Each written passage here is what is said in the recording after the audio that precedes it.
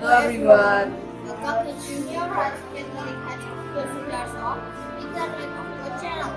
Today we will ask some of the students, teacher, and our priest about the Bible. But before we get into the video, let me introduce ourselves. Hello, my name is Alex. I'm here with E.T. Please follow us. The Bible is a lecture and definition of the Today,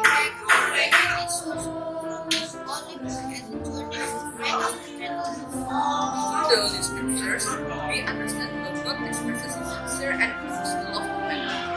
Let's persevere in meditating on God's word, praising, glorifying God, acts of love for every life. Excuse me, Kes.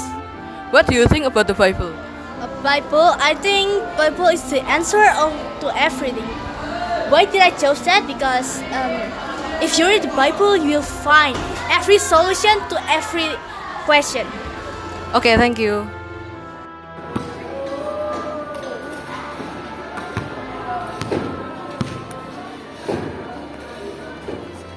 Do you think about the Bible? The Word of God. Why did you choose that? Because God's Word is the guide of my life. Okay, thank you. Excuse me. Good afternoon, Miss Yvonne. What do you think about the Bible? The Bible is the written word of God Why did you pick that? because the Bible is the ultimate set of guiding principles governing all areas of life for the people of God. Through these writings, God communicates His will, His law, His nature, and His saving purpose to humanity. Okay, thank you. You're welcome.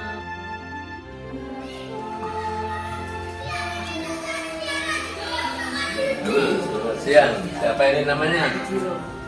Nama? Ada apa kamu datang ke sini? Kita mau menanyakan tentang kitab suci dan mengapa bulan September dijadikan bulan kitab suci. Oh baik, pertanyaan yang bagus. Mari kita duduk di situ, ambil jingklenya. Jadi Romo, mengapa Gereja Katolik mengadakan bulan September sebagai bulan kitab suci dan apa itu kitab suci? Bagus, ini pertanyaan yang baik untuk anak-anak muda. Ini kitab suci. Mengapa gereja mengadakan bulan September sebagai bulan kitab suci nasional?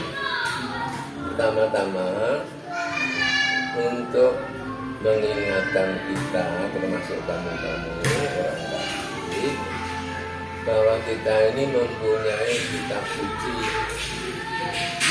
Dan yang kedua, itu mendorong kita supaya makin mencintai kitab suci dengan membacanya tiap-tiap.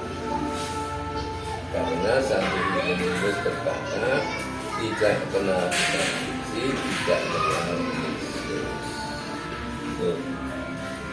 Lalu yang kedua tadi kamu bertanya, kitab suci itu apa? Sekarang saya tanya kamu, kitab suci itu apa? Itu yang bersiksa dosa-dosa. Oh, bagus, benar, tetapi kurang lengkap. Kitab suci adalah kitab yang memuat sabda Allah, ditulis dengan ilham Roh Kudus. Ini yang membedakan kitab suci dengan buku doa, buku nyanyian dan lain-lain, yaitu ditulis dengan ilham Roh Kudus. Ilham Roh Kudus itu apa? Ilham Roh Kudus itu adalah bimbingan Roh Kudus yang membuat pengarang suci hanya menulis apa yang dikehendaki Allah secara tidak dapat salah. Apa tadi? Bimbingan Roh Kudus yang membuat pengarang suci hanya menulis apa yang dikehendaki Allah secara tidak dapat salah. Ini penting. Nah, bimbingan Roh Kudus itu bukan dikte. Maka dari itu kitab suci itu sangat dipengaruhi oleh bakat dan minat dari pengarang-pengarangnya. Misalnya Matius, sebelum dipilih Tuhan, dia adalah seorang pegawai bangsa. Maka dari itu Matius itu kalau bicara tentang uang, teliti, bagus. Demikian juga Lukas.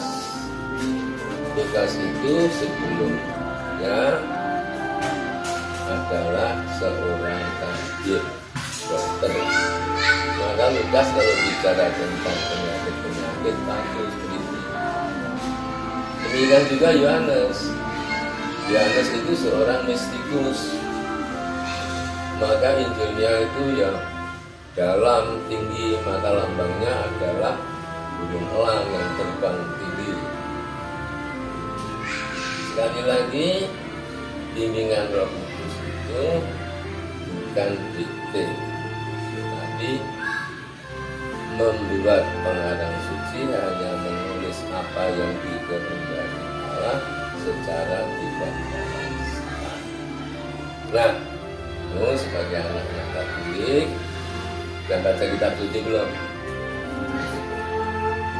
Bacalah kitab suci tiap hari supaya saya katakan tadi hidupmu diinspirasi oleh kitab suci, didorong kitab suci, dan dibimbing oleh sabda Allah yang terdapat dalam kitab suci. Jelas?